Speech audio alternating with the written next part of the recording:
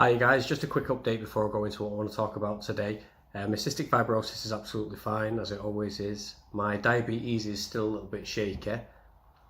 My blood sugars are doing better, but the problem is now that because I've changed insulin and I'm having to do 4 or 5 injections a day, my actual injection points on my legs and my stomach are getting very swollen and sore. And it's kind of setting me back a little bit, if I'm honest. It's making me want to change back to my old insulin, which was harder to control. It left my blood sugars in a lot worse position. So I've got an appointment on Wednesday, which I'll update you about. It's for cystic fibrosis and diabetes, but I will be putting something in what's called a iPort, I think it was called, and they just got funding for it because apparently it's really expensive. I just told them I was worth the money. But, so I'll be doing that, I'll document that, and we'll see how that goes. But for now, I just wanted to pop on and answer a question I get quite frequently. And the question is, do you blame your mum and dad for giving you cystic fibrosis? I've had a few requests about this off the internet, off YouTube, off a few of the people who follow me. And I've also been asked it quite a few times in my life for people at work, or friends and other members of my family. So I'll just answer it from my point of view. I can't guarantee how everyone feels in the world about it, but I'll just give you a bit of my experiences and hopefully that'll help you out. It might be useful for people who have just had a child with cystic fibrosis and they're worrying whether they're to blame and whether the child will blame them. It might give them a bit of insight when I go into my story about how I've dealt with it and if I blame my parents or not. So a little bit about me then.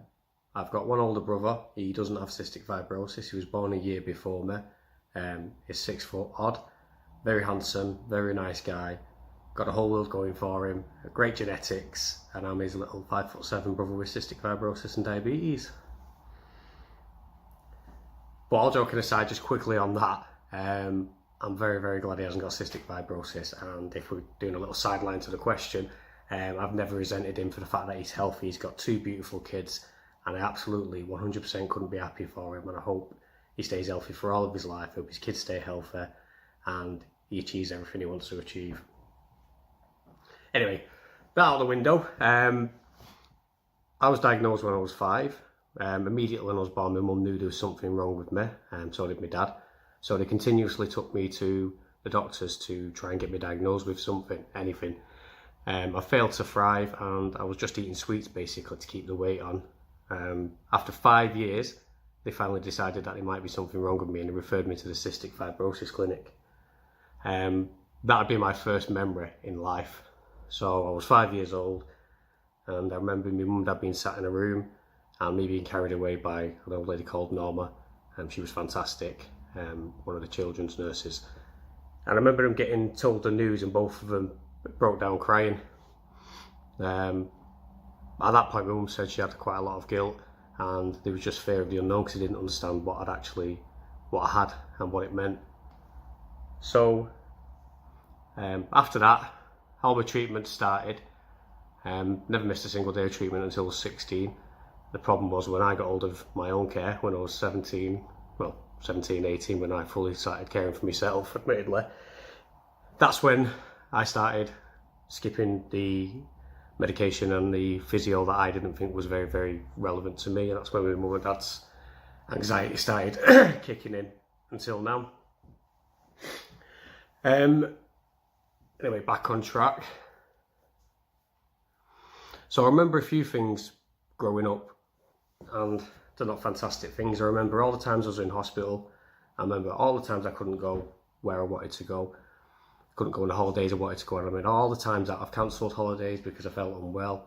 I remember lying in bed, coughing. I remember sitting there asking, why me? Why have I been born like this? Why do I have to go through this? Times of being upset. I remember times when I've been told I can't have kids. When I was 16, a doctor just took me into a room and said, oh, do you know you can't have kids? I was like, oh, yeah, I do now. At the same time, another doctor came in and, oh, you've got diabetes.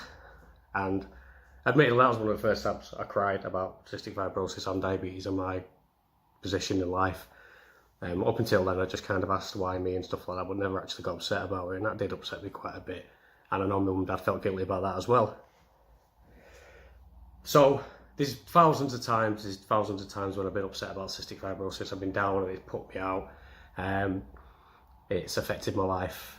You can't really say, oh, it's not affected my life and I get the better of it, because basically you don't. It's a disease that's killing you and you have to respect it. And while it doesn't control you, you have to respect it and you have to let it do what it does. So if you need to be off sick, you're off sick. If you need to stop doing something, you just stop doing it, because otherwise you're going to make yourself ill. So getting to the point, which is hard with this one. My mum and dad, memories of them growing up is every single time I went in hospital, they were there. Every single time I stayed over, all the times I woke up in the morning in a hospital bed and they were asleep next to me. Absolutely amazing. The support I got off them was unreal. All the times that I've sat there and cried and said, why me? One thing that's never ever entered my mind was, oh my God, my mum and dad gave me this. They're to blame. I think that's because of the support they've given me throughout my whole life. I remember an instance where I was younger and my mum left me for the night in hospital on my own. I said, oh, it's fine, Mum, you go home. You go home. I was young anyway. And she went home and I instantly regretted that decision, and hospital was about half an hour, 45 minutes away. And I was sat there, I was lying there asleep, and I had my action man at the time and I was under the bed sheets, and I remember just crying, uncontrollably crying, just asking for my mum. So I went up to the little nurse's station, they're all sat in there having a chat. I screamed, I want my mum, and I was really upset. Anyway, I thought, usually you probably think they'd say, oh well, she'll come in the morning and blah blah blah. So I went back to bed anyway, crying, and then literally, I don't know if she did it, about 20 minutes later she walks in and she was sat there, and obviously she sat there all night and stuff like that. They're the strongest memories I've got of my mum. Of my dad, exactly the same kind of thing. Every time I went to hospital he was always there with an N64. Used to have to share one on the ward, so he was always there playing N64. Had a really good relationship with him. I remember in particular I was really upset and he bought the whole box set of Mr. Bean on video, and he ended up putting it on, and then all the kids slowly but surely all started sitting on the ward and watching it. There's thousands of examples why they're my absolute hero and they've made me everything I am today.